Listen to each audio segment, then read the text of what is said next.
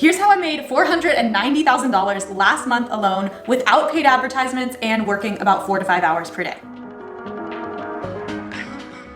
Hi everyone, I'm Amy from Rebel Nutrition and I'm so glad you're here. If you're new here, welcome. Be sure to hit the red subscribe button below. I'm so excited to be sharing today's income report with you guys. This is something I started doing over on Instagram and you guys seem to be really interested in it. So I like to do a little disclaimer before I get into the numbers that my purpose behind sharing specific numbers around how much I'm making in my business is because when I started my business, I literally just had no idea that a business model like the one that I have is even possible. Like until I saw other people online talking about what they were doing and being really transparent about not only how they were making money, but how much they were making, I would have had no idea. I would have stayed in my serving job. I would have stayed in debt and I would have never been able to fulfill a lot of the dreams that I had for myself, which were traveling the world, working for myself, helping tons of people. So I really like to share that ahead of time. And also, no matter where you're at in your life right now, go into hearing this with a mindset of, if she can do it, I can do it. Anything that somebody else is doing that is exciting to you, maybe it's online, even in person on Instagram, if you're seeing something that excites you, it's because it's meant for you too, and it's totally possible for you to have it. So in this video, I'm gonna be talking about exactly how much money I made, the expenses that I have in my business, so you can see like the actual profit that I took home from last month, as well as exactly how my business model works, how I'm able to make this type of money only working a couple hours a day, so that if you decide that this is something you want to do in your own business, you can absolutely steal my same strategy. But before I get into that, I kind of wanted to mix it up a little bit because I love talking about big numbers, and on my Instagram, you guys see this a lot. I share statistics from my students who have like 6-figure months and have hit the 100K month with their own courses, which is so exciting. But I also think that something really important to share is like the progression, because not everybody makes $100,000 their first month selling online courses. So I wanted to give a breakdown of like the first year I started selling online courses, what I made. I'm gonna show that on the screen right here. Okay, so it was about $54,000 that first year, which was only a couple of months because I think I launched my first course in like August, but still pretty good for like the first year that I'm launching courses, right? That's like a pretty average yearly salary. So that's where I started. I was definitely not somebody who hit 100K their first month, but I have students who do, so that's pretty cool.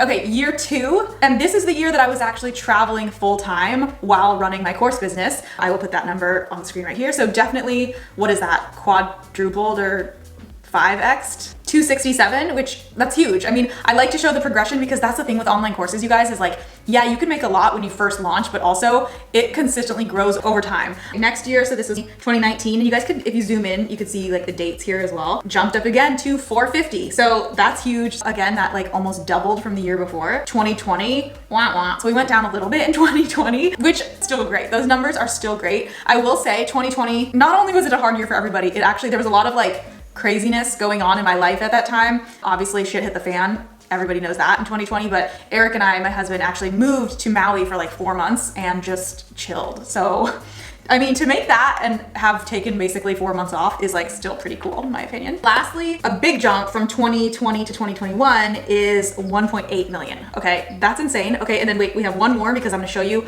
what we're at for 2022 so far. So it's March, you guys, January, February, March. We're already at, and look at that number too. I love it. We are already at over 1 million. Okay, that is insane.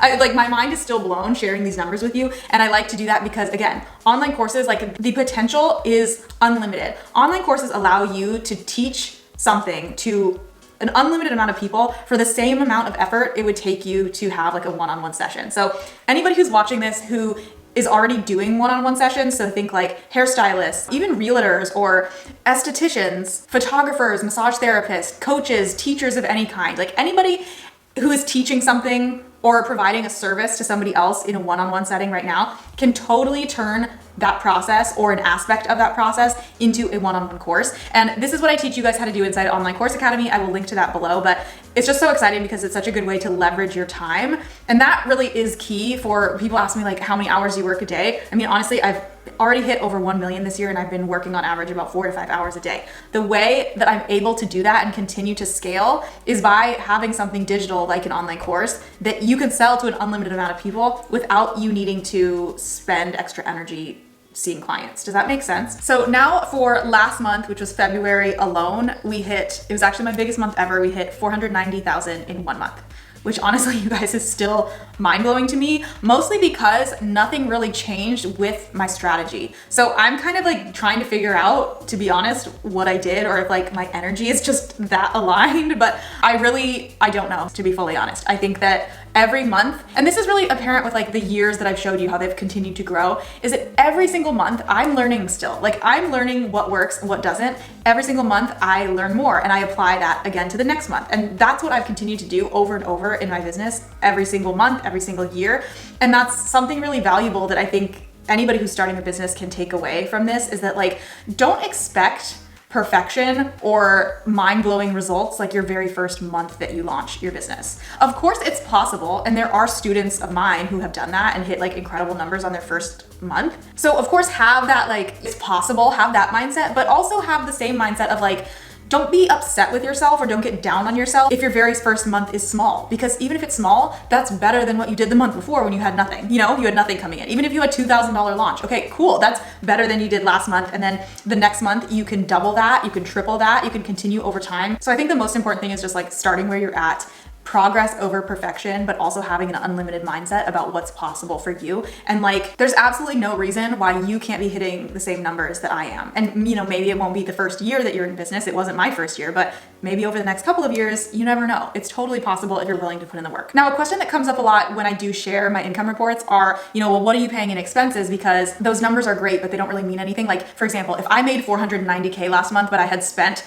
500K in ads, then like, I wouldn't have made any money. So it is important to share the expenses as well. So number one, I don't spend any money on advertising, none. So all of the people that enroll in my course are from my organic social media following, and organic meaning I've grown it organically. I've made a TikTok that goes viral and then people follow me, or I've made a reel that a lot of people share and then people can follow me from that. That's simply the way that I've grown my social media accounts. And then from there, I'm constantly talking about Online Course Academy. I'm constantly sharing value about online courses, how to monetize your course, how to choose your course topic. So I'm always kind of warming my audience up on social media about online courses, and it gets people excited. They want to make their own online course and then they purchase my course.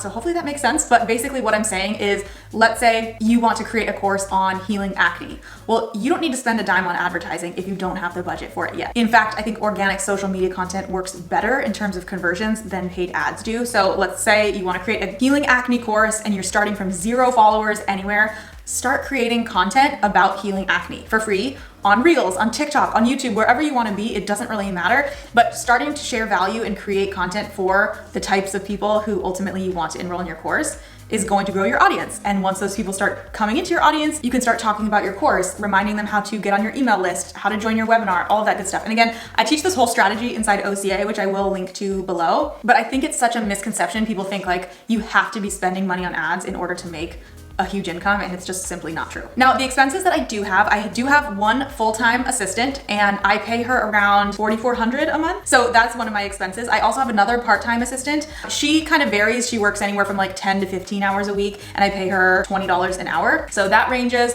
And then I also have a couple other people, like a tech support who works a couple hours a week for me in the course community Facebook group. So a couple different people helping me like that, but again, only one full-time employee. And then softwares I use to upkeep my course. So I use Teachable to host my course. I use ConvertKit as my email marketing platform. I use Lead Pages to host my landing pages, Everwebinar for automated webinars, and a couple other platforms that I pay for, like Canva, Zapier. There's a couple others, but essentially I would estimate I'm paying around $500 to $800 a month in softwares to keep my course running. And just so you guys know, like when I first started my business, I was not spending that much per month. I created my first online course for maybe $150, $200, and then ongoing costs monthly were like $50 until I started making enough money to justify upgrading. I didn't, because I wanted to take home most of that profit, right? And that's really what I recommend to you guys too. Like, don't upgrade to a bunch of fancy softwares until your course is making money. Okay, other expenses. So one of the biggest expenses actually for me, because I travel so much, and when I go to travel, I'm actually working while I'm traveling because I'm getting social media content. I'm getting videos, I'm getting photos.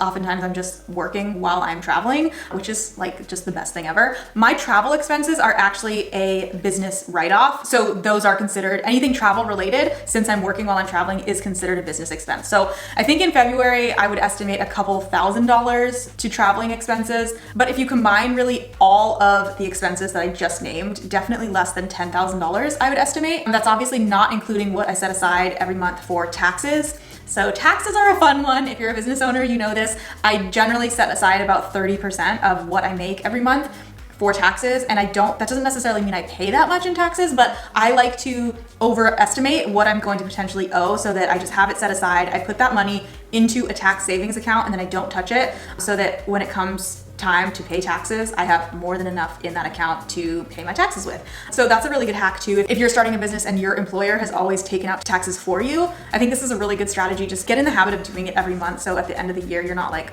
holy shit, I owe so much money, because that is really stressful. So I'm just going through, I got a couple questions on Instagram related to income reports that I thought I would answer, anything that I think might be helpful for you guys. So I thought this one was really good. It's from With Hannah Noel, and it said, are there any money mindset blocks you've had to overcome to get to multiple six figures per month?